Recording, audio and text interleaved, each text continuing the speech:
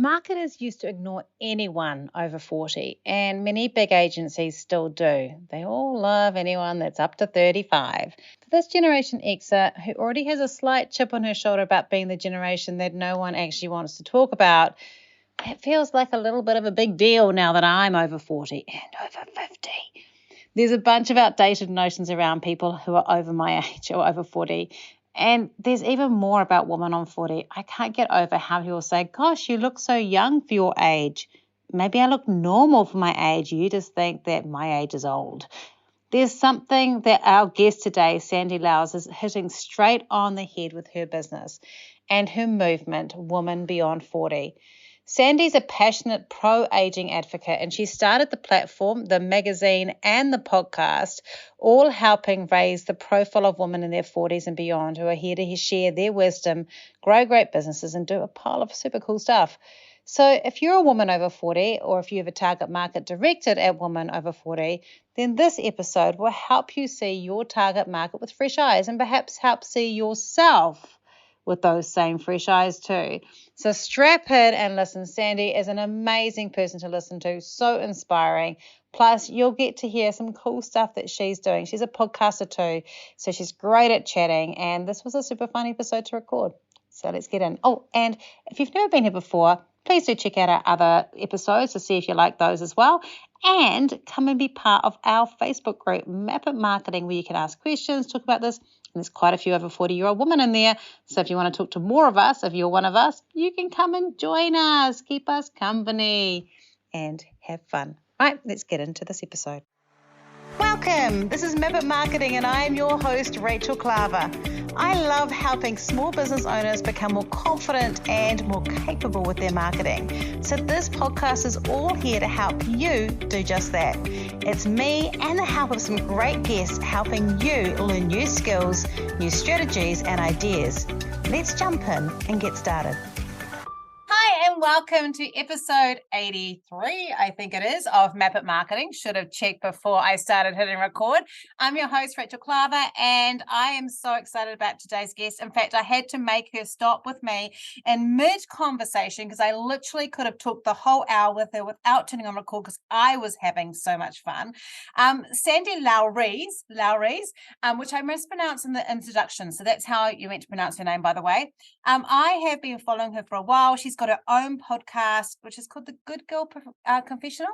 And her whole focus is really about uplifting and profiling amazing women over 40.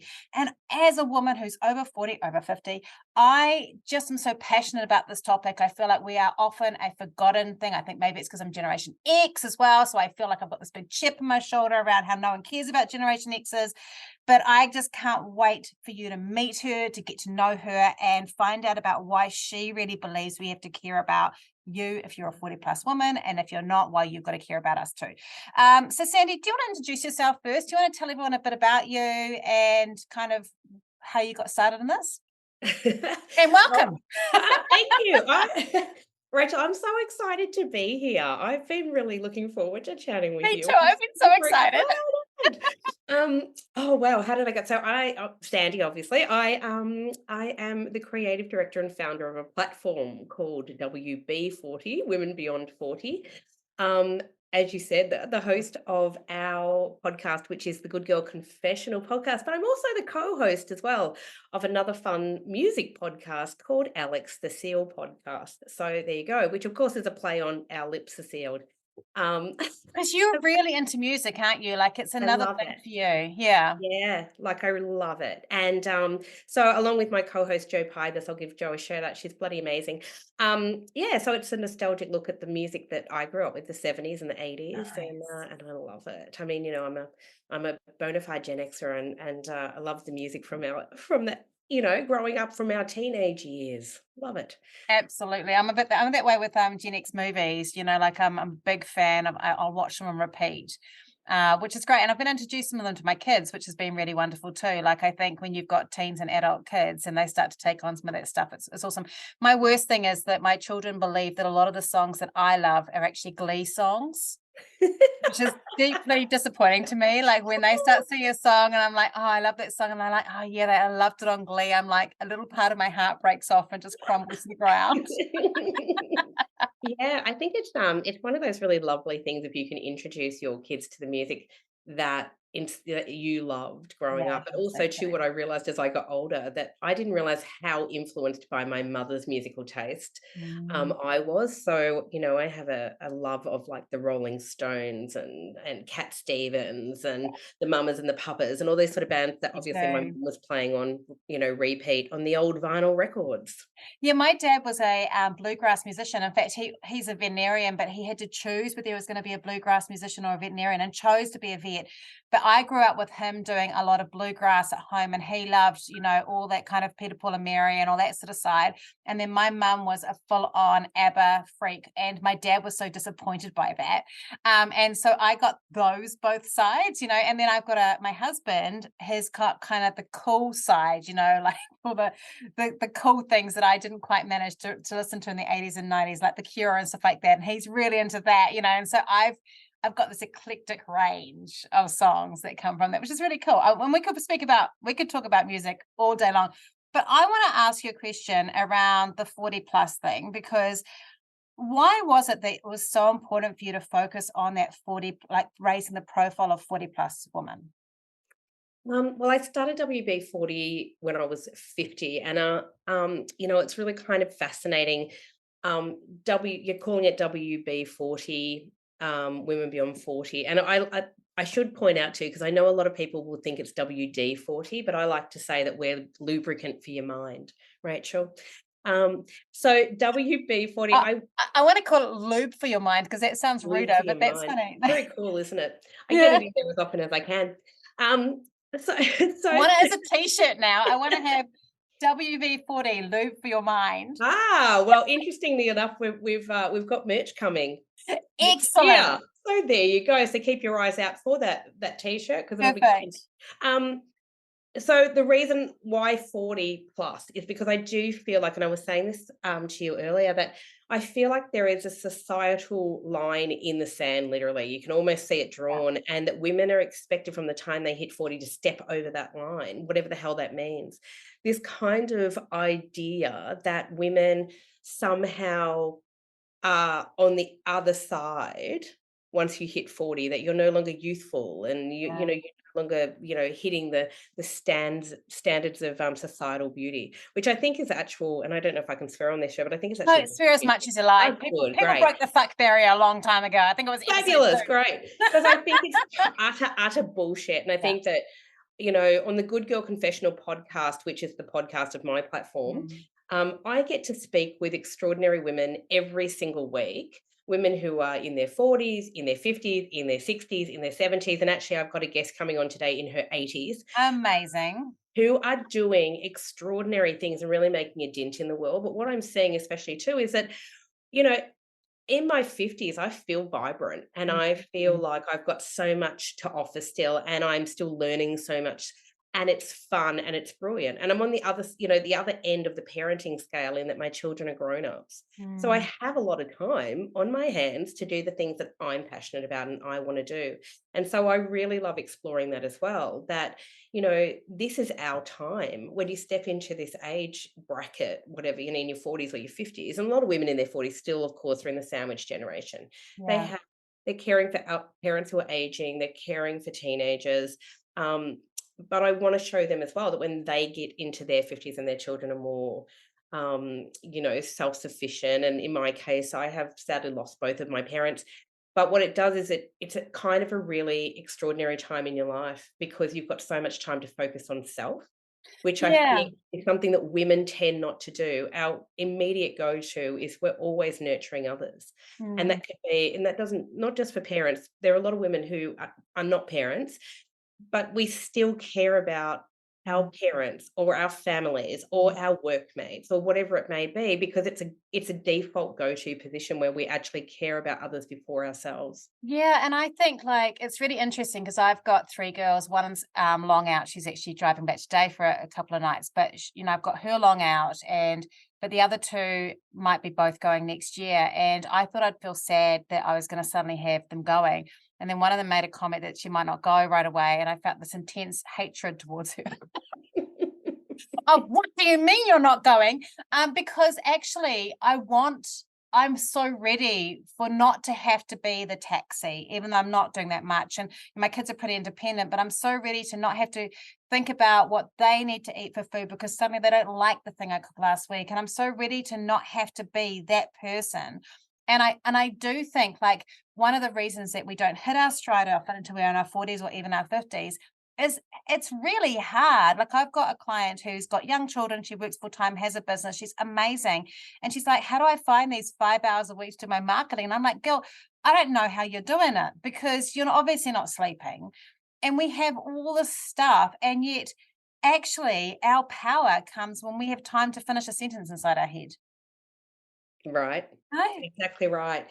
I think, yeah, that's what I mean. I think like it's kind of, emotional load is what you're talking about there, obviously. Yeah. And I've written a lot about emotional load because I do think it's something that we can talk about it infinitum, but the reality is that we are still carrying it as women. Yeah, we do. And it's a fact. I mean, you can have the best partner in the world and he's doing a lot of the housework and whatever, but emotional load isn't about housework. And I think that this is Mm. what we forget. The emotional load is thinking about everybody else in your life, what Yes. they need to eat, where do they need Yep. to be, what uniform are they going to wear on this particular day, Yep. whose birthday is it, what am I buying everyone for Christmas, oh my God, blah, blah. This is our reality, right? It is. And even if I have a spreadsheet for my kids, they just fill out the spreadsheet for the shopping, but I still have to arrange the spreadsheet and go shop for it. So in terms of like that 40 thing, what I'm quite fascinated about is I don't know if you've seen them, but there's these photos that I've seen, which is like this is what people looked like in their 40s in the 1960s and 70s, and this is what we look like now. And they do look old. Like those women often do look a lot older. I think maybe partly because they're wearing a lot of different makeup, and I think and the hairstyle is obviously dated now compared to what we do. But what do you think is makes us so much more out there as a generation that we're a bit more lippy, we're not prepared? What is it that's doing that for us, do you think? I definitely think that there is a movement happening Yeah. amongst women in our age bracket, but I do think that we can thank, in some part, social media for it, if I'm honest, Mm, Rachel, because I think like media goes against women in their 40s, 50s, I think 60s, right? so. Because we don't see ourselves represented. We don't see ourselves represented back. We're not seeing real life women like we are No. um, quite often in the media. We do see celebrities who are Yes. extraordinary at their age, but the reality of that is that that's a whole other issue because it means that that's a standard that we all feel like we're failing somehow, that we don't look like that, right? And Yeah. we forget that they have a team of people, that they may have had plastic surgery or Botox or whatever, right? There's a whole team of people who dress them and coordinate them. It's not a realistic, um, you know, goal, if you like, for most of us. Um, but I think it's fascinating that women were told back then too, Rachel, that once you had children, once you became somebody's mother, like that's who you are, that's your life. A lot of those Yeah. women were told they had to stop working when they had kids. There was certainly no such thing as like just childcare centres like we know them today, and um, everyone there was a lot of pressure on women to be stay-at-home mothers, and so I do think they didn't really have a lot of time to take care of themselves, but there also wasn't products being, thrown at them from all different directions as well, going, "Oh, this is moisturizer and this whatever, Mm. and, this is how you should, treat your hair if you're older or whatever." So I think you're right. I think that women started to look older before their time. And Yeah. I think now we've got a lot more information, maybe, but I do think it comes from within. I think what it is we Mm. feel more vibrant. We feel like Mm. we've got the power to actually start doing things in our 40s, 50s, 60s to, women are building extraordinary careers, changing careers at a later stage Yeah. because we now have, I guess, mechanisms for that to happen. And that wasn't happening for all our mothers or their generation.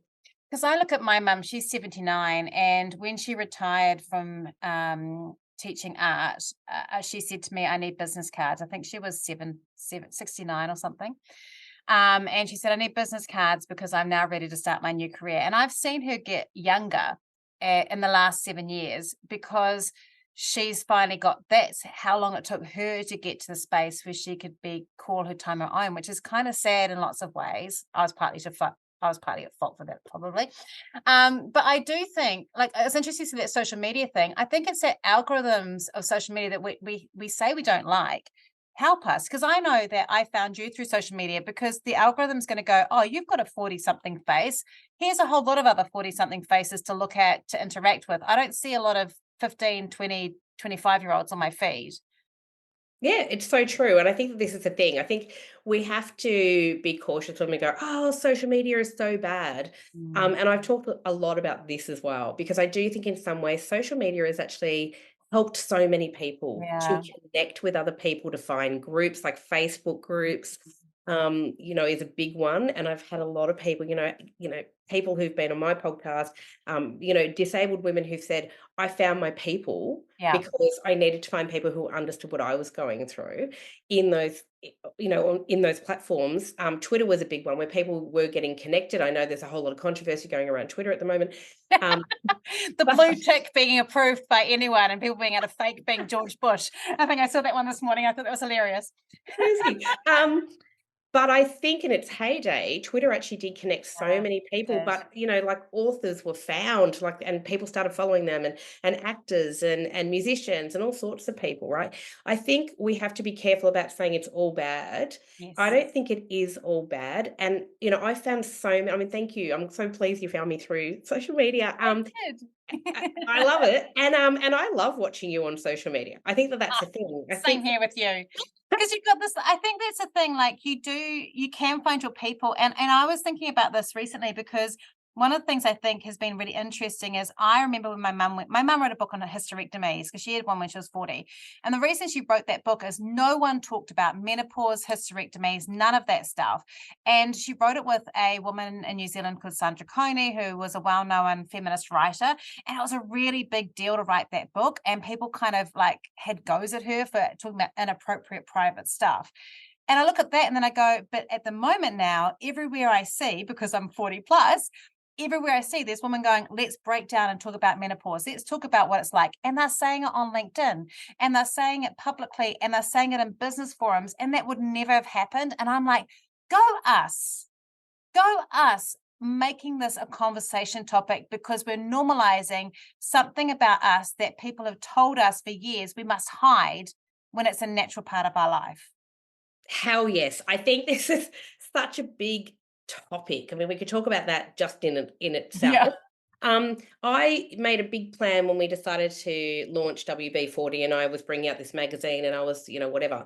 That one of the things that we really had to talk about was perimenopause and menopause, and it was a Yes. really big thing. And it was because no one had talked to me about it. No, I certainly didn't know where to find information. And I was surrounded with this group of amazing female friends who all started going through it roughly around the same time. And, it was through having those open conversations that we all went, oh shit, hang on, wait. Is that perimenopause? Yeah, because you don't know, right? You're going, am I going crazy? Have I suddenly become a bitch overnight? Have I suddenly become forgetful? Oh, it's perimenopause. Hello. And I think the really interesting thing is that when, I rarely heard it talked about. My mum was very open. She was a left My wing mum too. Yeah. feminist, right? But the one thing she really didn't talk about was menopause. And Mm. later, the only thing she ever said to me was, "Oh, I breezed through it. I don't, I didn't have any issues." Oh, And I great. thought, what? What now that I'm going through it and she's no longer here, so we can't have these conversations now. I don't know what the hell she was on, but I can tell you right now that I did not breeze through it and I am not breezing through it. Yeah. So, I'm on HRT. I think it's the best thing since sliced bread for me. I'm not saying it's for everyone. But I think what's really fascinating is when I started to go through that, I did what I do with a lot of things is I face things head on. So I was Googling, of course, Dr. Google, trying to find all this information. I was getting all this kind of weird, different kind of information. So I just went to my GP, who's a woman and amazing. And I said to her, I actually think I'm going through menopause. And she's probably my age. And she said, Oh, I've no doubt. And she said, Well, what's going on? And I told her all these symptoms I was having. And I said, I'm either going crazy or all these weird things started happening at once. And she said, You're not going crazy. And let's do some blood tests. And yes, it's likely that you're perimenopausal. And I said, Perimenopausal. Let's talk about that. The Because one we thing I don't know, right? No one what? tells us that word. I knew it. I learned about it in the last couple of years. Right? And people don't learn about it generally until they're in it. So this Yes. is one of the reasons that I love to bang on about it, because I want younger women to actually Yeah. understand it so that when they get here, it's not a scary thing. Because They it's just go, it's normal just to part start. of evolution. It's part of It's who we are. Because I heard, and this was fascinating to me, it's normal for it to start at 35 for many women. Yes. So, like, by the time you're going through it, you may not have any idea. And I think this Correct. is where I do want to just say before we jump into this a bit more, or move forward to something else, can I just give a bit of a plug for your magazine? Because you mentioned it briefly. I ordered a copy to see what it's like. It's a really beautiful magazine.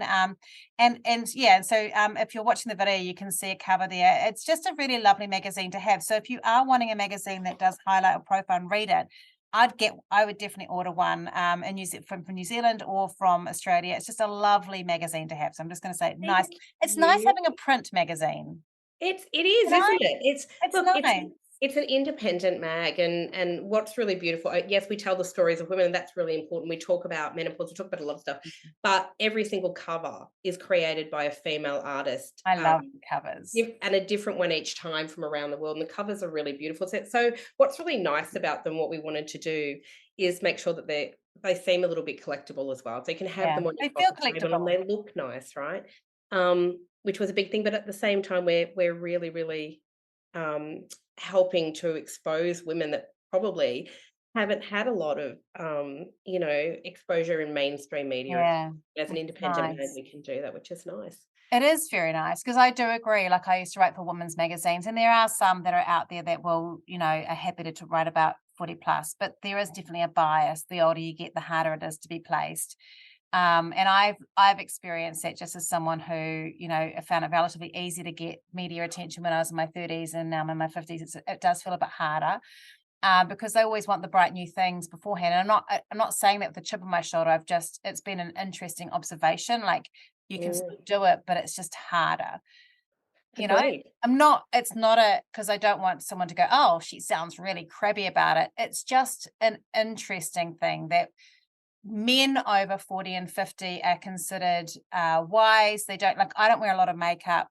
And I'm terrible with doing my hair. That's okay if you're a man, but if you're a woman and you're not brushing up and making yourself look your best to look younger on your face and the way you look over 40, then we don't really think you're a good fit. And I think that's an interesting thing to experience. Yeah, I think it's absolutely true. You've hit the nail on the head, because I think that men go through this world with a very different Mm. experience of aging than we do as women. Absolutely. There's no two ways about it. And even now we can say, stop listening to advertisers and stop worrying about it. And I'm at this age and I don't care anymore. But the reality is, the older we get, I am bombarded consistently with advertising about skincare, hair products, Making you makeup look for older younger. women, to Yeah. make you look younger, to make you feel younger. Yes. And I will never judge any women I think do what makes you feel good about Me you. So I too. do have friends who have done Botox, and I know people who have done different things. And, but I do think that we are so conditioned from such a young age that how we look externally Mm. is how we're going to be judged by the world. And sadly, a lot of the time, the world will prove it to us, right? Yes. Well, they do. And it's interesting because I know I mentioned beforehand, and I've mentioned on the podcast before, I had a gastric sleeve in July, and I was talking to a friend in the weekend, and I was explaining the demise of my boobs, and how they've lost a little bit of volume. And she was like, that should be part of the package. They should give you perky boobs at the end of it. I can't believe I'm talking about this on a podcast. Sorry, my children. And I was like, I well, love it. I didn't really do it for that. And I don't know if I will do something about that. And actually, that's kind of like subscribing to this idea that, my body has to stay a certain youthful appearance. And I might do it at some point because I might go, actually, I would like to do that. But it's not actually what this was all about for me. And there's this interesting thing of like, well, who am I doing it for? Because I can make them look good in a bra and I don't need to worry. Am I doing it for myself? And in that case, I should do it. Or am I doing it because I need to feel like I'm going to be more attractive if I do that to somebody else? And my husband wouldn't care. So, like, it's this line of like, who are we doing that for? Why are we doing it? No judgment if you do it, but also, why do I have to be judged if I don't do it? And I think it's that kind of line that I find a really interesting thing with women, that we have this, that's certainly when I write, note everyone, when this is written as a stuff column, that part won't be in it. I'm not talking about my boobs on a national newspaper. So I'll do it in the But here's podcast. but here's But the yeah, other thing, why shouldn't you talk about your boobs? I I mean, know, that's the other thing exactly. too, right? You should. And you Yeah, know what? my boobs are public property. Let's just make No, it but wide open. Here, I'll tell you. good. No, no. Good. And I think, look, I think there will be women though listening to your podcast who will actually be in the same boat or have been Yeah. thinking about it, right? Who I am a big believer that when we share our stories, we actually are empowering others We to liberate. share Mm, theirs or to mm. acknowledge what they're going through. Even that's big, Yeah, it right? is big. And it's interesting, because we've talked a little bit about how brands, don't tend to market to women who are over 40. And if they do, the message is how to look younger. What do you think brands need to know about women over 40 and how we want to be talked to? Oh, look, I wrote a cracker of an article about this because I was pretty mad one day. Oh, awesome. Um, I love ranty uh, articles. I wrote an article about how brands are really missing the mark because, Mm, like honestly, I think it was Forbes magazine or someone that I quoted in my article. Um, Women over 50 are now considered to be super consumers, and that is because we've got mm, not only do we have more time on our hands, but we've also got more money on our hands because we're yep. no longer having to pay for our kids' education because they've grown up, and we're no longer having to, there's a lot of things, right? So we're in a very different place in our life Mm, where we've got more disposable income. And the thing about women over 50 is that we're more than happy to show brand loyalty to companies that are saying, we see you, we mm, hear you, and here we are. Perfect example of that, and one that I talked about in that article was Dove. And I think they've done such an extraordinary um, job of body positivity, so all bodies matter and all bodies are beautiful, and which is great, but they've also done a lot in terms of advertising to women in our age bracket, right? mm, And so when you see yourself reflected back, and by see yourself I mean they show a range of women in our age group, all different shapes and sizes, different abilities, different whatever, you're more likely to go, oh well, that product might be for me because look, that woman looks exactly like me. It's the way that they speak to us, to not be condescending. Dove, yes, they're selling beauty products and whatever, but they're also doing it in a way that says, feel good, feel good in your own skin. mm. And I think Yeah. that's the difference. They're not saying, and they've brought out this whole pro-aging line, if you like, instead of anti-aging. And I'm a huge Pro-aging is good, I think, I'm a huge advocate for that. I call myself a pro-aging advocate myself because I think anti-aging is actually quite detrimental. It says there's something wrong with aging. And in fact, we're all aging. Yeah. Everybody's aging. And we should be pro-aging. We should be saying, oh, well, I feel great at any age. I'm feeling good. What can I do to feel better in my Yeah. life if you're not feeling great? But we can't explore those things if we're constantly hearing this rhetoric about anti-aging, anti-aging. And Mm. in that article, I did actually compare brands that did anti-aging as opposed to pro-aging because I do think the messaging was so on point, and probably Dove was the first company that I remember doing it. There's Mm. now a lot, I know that Naomi Watts, the actress, has just brought out a whole range I of love the her. She's brilliant. I love her. Has brought out a whole range of products. I have never used them, so I'm not plugging them here. I'm just saying I think it's brilliant. She's actually released a whole range of products for women who are in perimenopause, and in doing that, she talks about to promote it. She's talking about her menopause journey and how her menopause journey actually started at a very young age, and like this is the other thing. We don't talk enough about this either, that there are a lot of women, as you mentioned before, Mm. going through the perimenopause journey at a very young age, and they must feel like they are forgotten as well in this conversation. Absolutely. Yeah.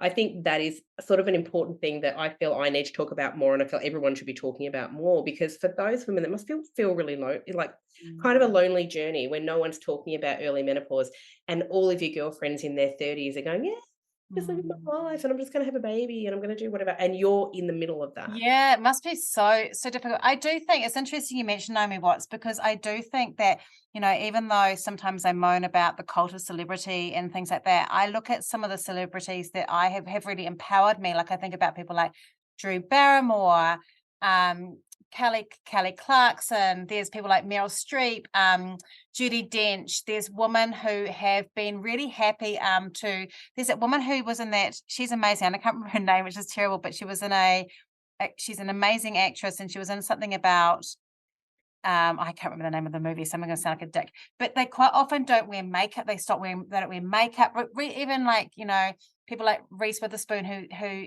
people who are quite go, you know what, I'm going to show myself without makeup. I'm gonna do that. Some of them have gone grey. I know, like you've got beautiful, vibrant, colourful hair, and I chose over COVID to go, actually, I'm just going to let myself go grey, because I'm also, my hair was losing quality, and I was just struggling with it.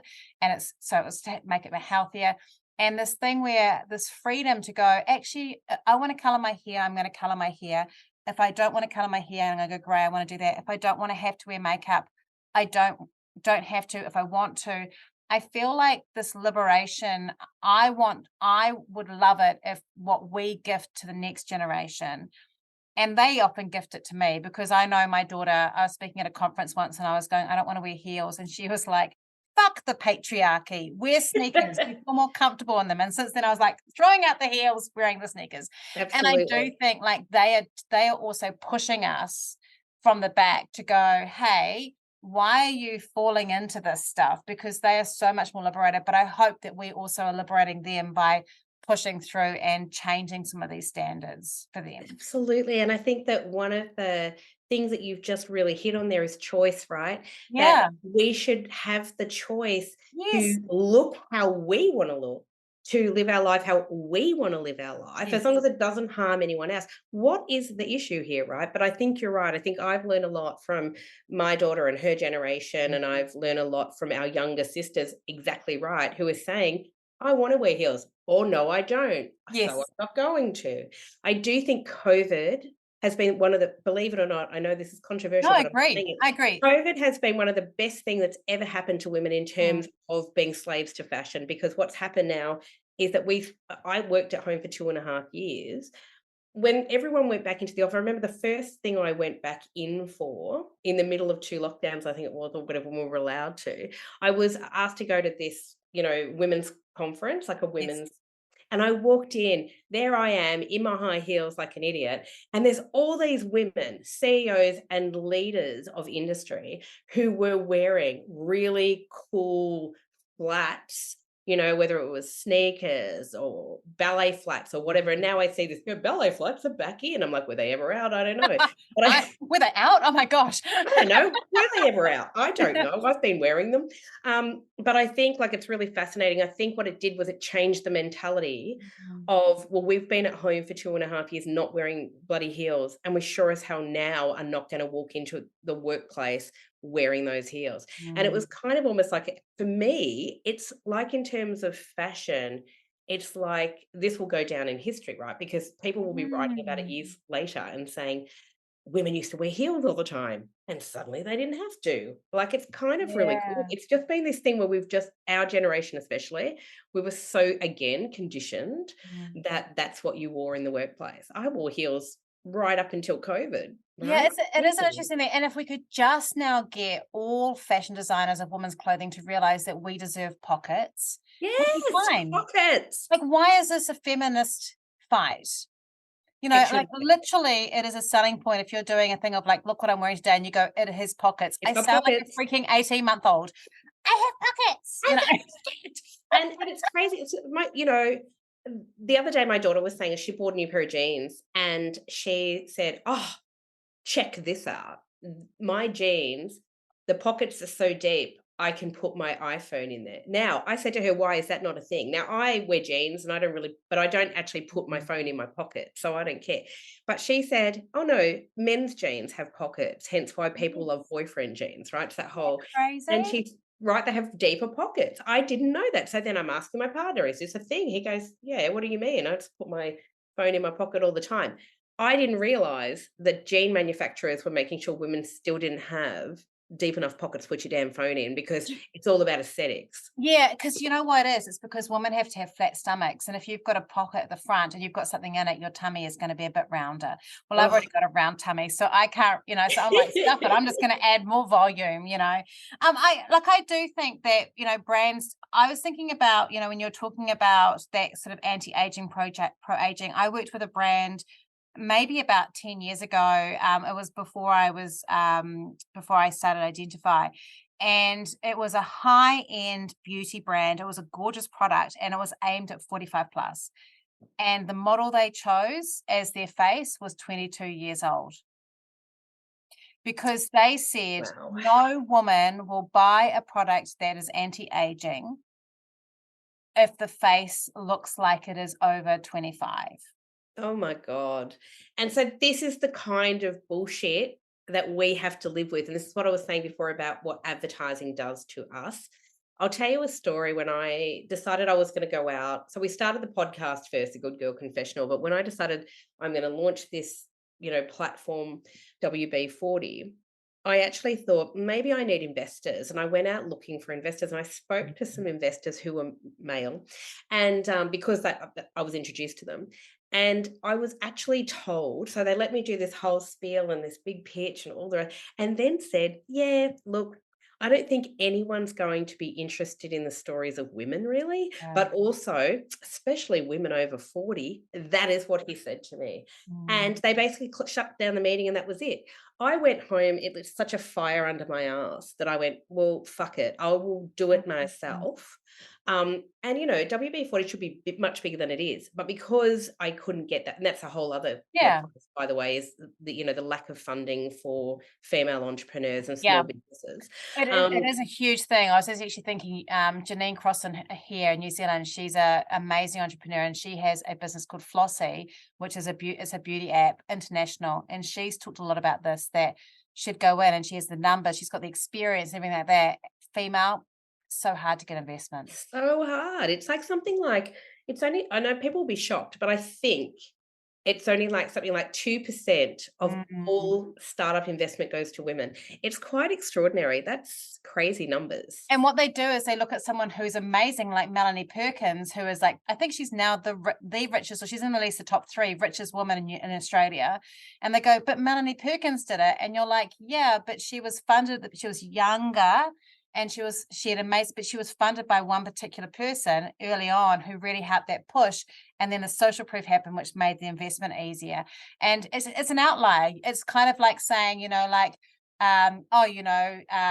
all people from a certain ethnicity live in poverty, and you go, because this one person I know is wealthy. Like, it's kind of a Right? weird thing, you got to look at the Right? overall statistic. Yeah, it's true. And, the same goes for women of in our age bracket as well, right? The same Mm. sort of thing when they go, "Oh, but I've never felt invisible." And you go, "Well, that's fantastic. That's Yeah, great for you." no, you're But not my target no, no, market. but Yeah. then talk to all the other women. Well, they're all my Mm. target market, but then talk to all the other women who do feel that, who Mm. do feel like they're less visible because they're not seeing themselves in television shows and advertising Yeah, or whatever it may be. I think the tide is changing I think because it is. of social media. I see so many cool women like yourself on TikTok who are basically just out there going, "This is who I am." Yeah. And then you start to look, I mean, anyone just has to really go on TikTok, hashtag, women over 40, hashtag women over 50, hashtag, like, they're over 60. There's so many cool women out there. It's quite remarkable. And so many women who've reached out to me as well and said, "Oh, I saw you on social media." And I'm like, "Oh, I saw you too. It's so great." It's awesome. Um, it's really cool. And I think, I do think the Me Too movement, and I have spoken about this before, I think the Me Too movement has been really pivotal in helping all women speak out, and Mhm. that includes women who are 40, 50, 60, 70. Yeah. Right? It's not just about it's about all women's issues, me too. And obviously there are some pretty important and powerful issues caught up in Me Too, and rightly so. But it really has allowed us as women to go, I'm finding my voice. Hearing people like Kamala Harris say, I'm talking, the misogyny speech, of course, a brilliant bloody misogyny speech by Julia Gillard, all of these kind of things help us to find our voice and say, hey, I'm going to stand up and be counted. I'm talking, and I want people I to love hear, it. right? It's I One of important. my recent learnings has been my friend Emma has a business. She's the same age as me. We went to school together and we've reconnected. She has a business where she helps business owners. People come back to corporates after having children and kind of working that kind of like fairness thing. But she's taught me something that has really made a huge impact to me. When a man challenges me on a post to get and say, I need proof of this or I need to do this. And she's taught me, which I absolutely love. And my friend Sal does the same, which is like, I'm not here to do your research for you. You can use Google. And I found that terrifying the first time I did it. But it's this thing where they won't question a man on it and they question a woman on it. And we feel we've got to go and do the work to prove that what we're saying is right. They wouldn't have asked us if we were a man. And I find that it's been so liberating to go, I'm not here to be your discoverer of this stuff. You go and sort that out yourself. I'm allowed to state something and I don't have to be questioned on it. If I know it's there, I know it's right. You can do the research. So important. I saw a woman on TikTok the other day. This is so great. She's a doctor, by the way. Mm. And she was talking about, she said she was in this conference or whatever, she's one of the speakers, I think. Everyone's getting introduced around the table.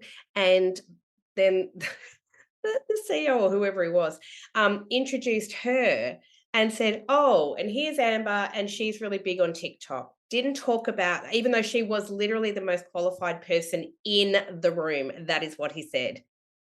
And That so is this, horrific. but this kind of undermining of women happens all the time, Yeah, right? it All does. the time. I actually am really proud of this.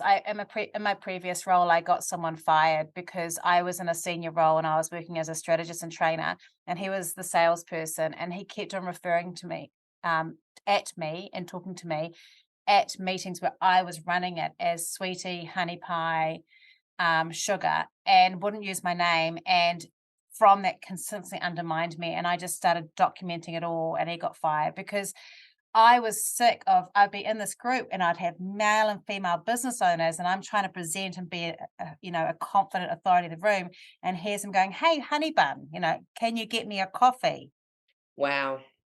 Wow. And I do think we have to fight against this. I think we absolutely do. And I think that it's fantastic that I think collectively now we're seeing a wave of that, of women saying, I'm not putting up with that. We now have terms for it. We now know what mansplaining is. And we don't want to stand for it. And why No. would we? It's a really interesting thing, but because I speak to so many women, like this comes up as a constant theme as well, the undermining of women, especially successful women that, Yeah. but we've got to remember it says more about a man who would do that than it says about the woman, right? It Yeah, says I that, think so. the Yeah. insecurity and people can go, oh, but we come from a different generation. Bullshit. Just We've all adjust. heard enough. Yeah. They've been reading the news just like we've been reading the news, and they know that it's bullshit. I don't call bullshit on it because there's lots of men out there who actually would never do that. They Yes. wouldn't think to My undermine a husband would never woman, do it. Never. right? Mm. Right? And there's a lot of men now going, I'm a proud feminist, and this is what it means. Feminism is that we're all equal, right? And everyone has an equal voice in the room. I think I actually I smile quite often when you see these young women and they're like, 18 and 20 saying, we don't need feminism anymore. I know. What's feminism? And I just laugh because I'm like, darling, the reason you can do everything you want to do, right? And I don't mean darling as condescending either, because No. I'm darling. Yeah. But it's like the We're all reality is, darlings. and we're all Yeah. darlings, we Yeah. are. But I think like that's the thing. The reason you can do what you want to do, the reason you can be on TikTok and other platforms, the reason you can be an influencer, the reason you can wear your bikini or not, the reason that you can, be whoever you want to be and do whatever you want to do is thanks to It feminism. is. And the point's Yeah. been lost on them, right? I think we're so, yeah. And there are, like, I always, one of the things we haven't talked about, and we don't have time to talk about, because I want to ask you another question actually around it. But there's also us, and we're both, European women, and there's us, and then there's women of color who Absolutely. are still fighting against stuff that we're not even having to Absolutely. embrace. And I think, like, it's very well, like, I look at that, and, my kids have been really taken with what's happening in Iran with the woman there. And you go, I don't understand how we cannot feel that we're still having, it's so frustrating, we're still having to fight for what we should just have for being human beings. And then to have someone go, we don't need it. I'm like, I don't understand that, because can Agreed. you not see that these people don't even get to wear what they want to wear, or even talk in public, or show their face? Yeah. But we have to be allies too to people, as you say, to our sisters of color, and to, Yeah. because the reality is, if we're not, being an ally means that we have to listen. And as you say, their issues are so different from our issues. Mm. But and I can't remember who said this. It's quite a famous thing, but basically, none of us are truly free until we are all free. I love That's the that. reality, Yes, right? I think it's a Maya Angelou. Maybe Yeah, it was. maybe. Yeah, I don't know if it is. I yeah. don't know her stuff off by heart, but But can I I think ask, that's yeah, true. can I ask you, what do you think 40 plus female business owners should do if they want to embrace more of who they are and become if they're feeling like they're hearing this and going, well, that's all very well for me, but I feel stuck where I am. What do you think they need to embrace more of? I think one of the big things that probably helped me is, especially because you're talking about business owners, is really thinking about the why. Yeah, Why am I actually doing this? But also to the who. Who is it for? yeah, Who's my audience? And I honestly think if you are feeling stuck as a 40 plus business owner, female business owner, yeah, one of the greatest things I think I've ever done is join business groups, yeah, online or otherwise, because I think it can be quite isolating as well running your own business. We all yeah. know that.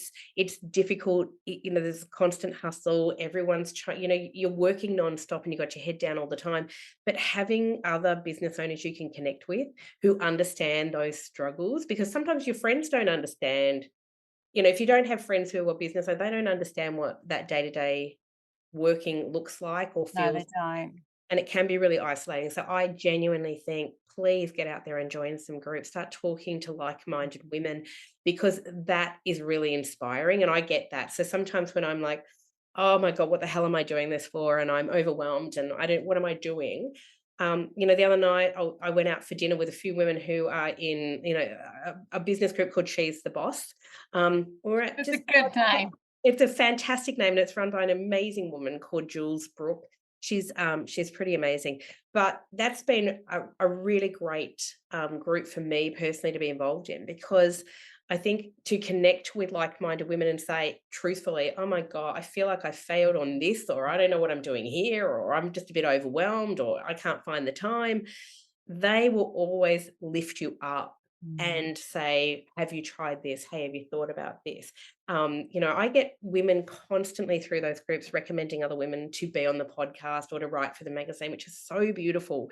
And that's really what my platform's all about, is helping other women to rise.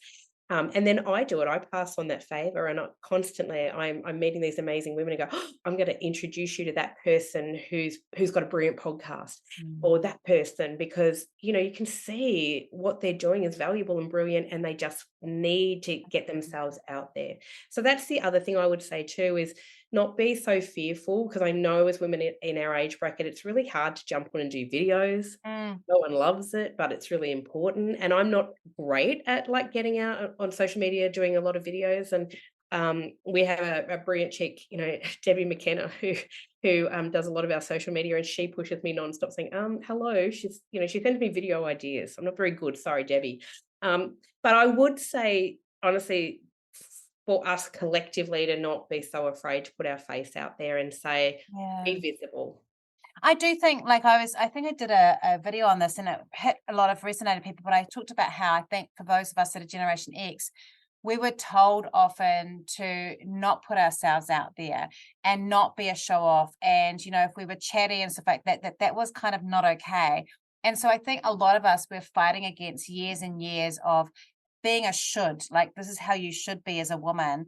Mm. And it can feel very confusing now because those rules have gone, but it's hard to adjust. And I agree with you that one of the biggest issues that 40 plus women have is actually about having to show up for their business and be the face, because and that's actually my thing, because that's what I run a coaching program on that, so that's my thing. But so I'm biased, but I do see that that's the block. It's not just the technical stuff, it's the confidence to go, my face does not look like a 20-something face. I've lost that youthful beauty. What if people think I'm disgusting? And Yes, they aren't. None and of they're them. not, and they never are.